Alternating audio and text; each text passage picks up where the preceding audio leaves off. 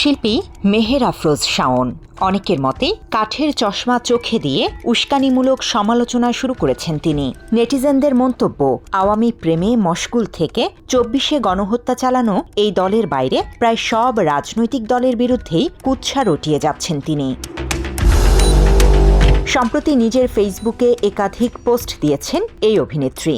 শেখ হাসিনার পতনের পর নানা সময়ে নিষিদ্ধ আওয়ামী লীগের পক্ষে ইনিয়ে বিনিয়ে প্রচার চালালেও তার চোখে যেন যত দোষ অন্যান্য রাজনৈতিক দলের, এমন প্রশ্ন তুলেছেন নেটিজেনরা।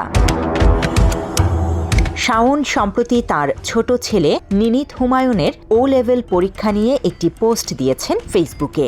সেখানে তিনি অভিযোগ করেন, রাজনৈতিক মত প্রকাশের জেরে ২৪ সালের ৫ আগস্টের পর একাধিকবার তার গাড়িতে আক্রমণ হয়েছে। নিরাপত্তার অভাবে গত ১ বছর সন্তানকে স্কুলে না পাঠিয়ে ঘরেই পড়াতে বাধ্য হয়েছেন তিনি।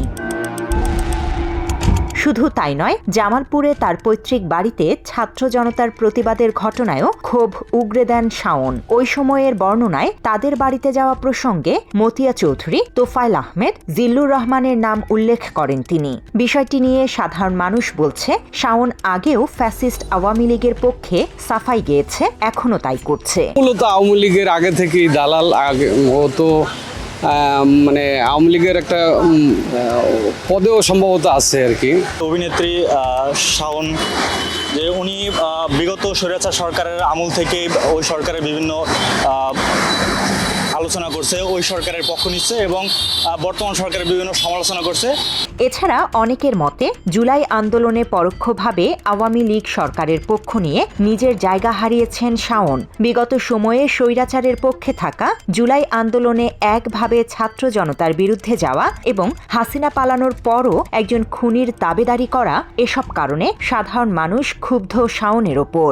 নিজের ভুল না ধরে কিংবা স্বীকার না করে বরং জালিম হয়েও মজলুম সাজার তাড়না থেকে ছেলেকে নিয়ে আবেগঘন পোস্ট দিয়েছেন তিনি। আর তাতেই সব দোষ ঢেকে যাবে না শাওনের, এমন মন্তব্য করেছে কেউ কেউ।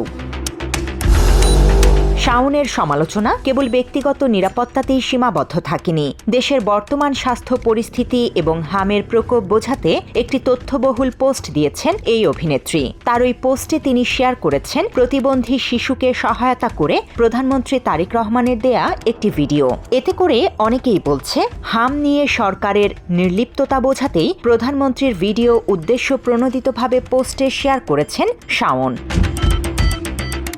এই প্রসঙ্গে আরেকটি পোস্টে ছবি জুড়ে দিয়ে নেটিজেনদের যে কোনো একটিতে টিক চিহ্ন দেওয়ার আহ্বান করেন শাওন। ওই ছবিতে প্রশ্ন রাখা হয়, হামে আক্রান্ত হয়ে দেশের শত শত শিশু মারা গেলে কি করবেন আপনি? ৩টি প্রশ্নের মধ্যে ১ নম্বরে তারেক রহমানের গাড়ি চালানোর ছবি দিয়ে লেখা হয়, বউকে নিয়ে লং ড্রাইভে যাবেন। ২-এ জামায়াতের ছবির সাথে লেখা, জাপানে ঘুরতে যাবেন। আর শেষ অপশনে এনসিপির নাহিদের ছবি দিয়ে লেখা হয়েছে, চট্টগ্রামে গিয়ে সমুদ্রের হাওয়া খাবেন।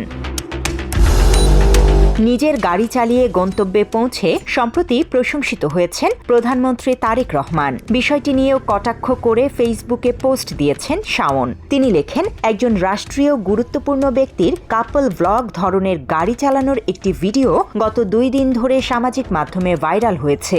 স্ত্রীর সাথে তার এই ভিডিওটি সুন্দর, ক্যামেরার কাজ এবং সম্পাদনাও চমৎকার।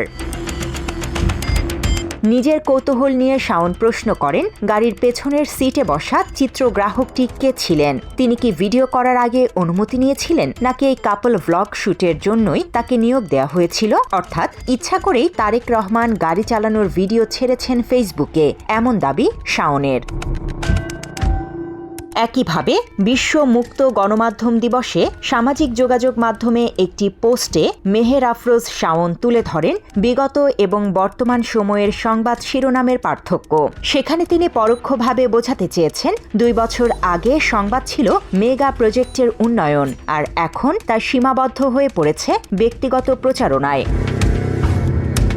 পোস্টে কয়েকটি শিরোনাম উল্লেখ করেন শাওন। তিনি লেখেন, 2 বছর আগে দেশের গণমাধ্যমের শিরোনাম হতো পদ্মা সেতু উদ্বোধন করলেন প্রধানমন্ত্রী, মেট্রো রেল উদ্বোধন করলেন প্রধানমন্ত্রী, এলিভেটেড এক্সপ্রেস ওয়ে উদ্বোধন করলেন প্রধানমন্ত্রী, বঙ্গবন্ধু টানেল উদ্বোধন করলেন প্রধানমন্ত্রী।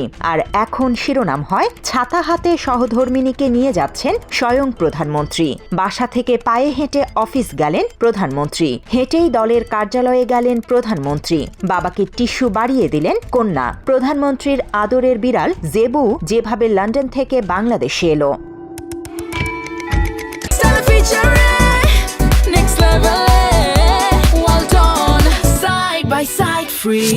তার এই পোস্টকে ঘিরে সাধারণ মানুষের প্রশ্ন।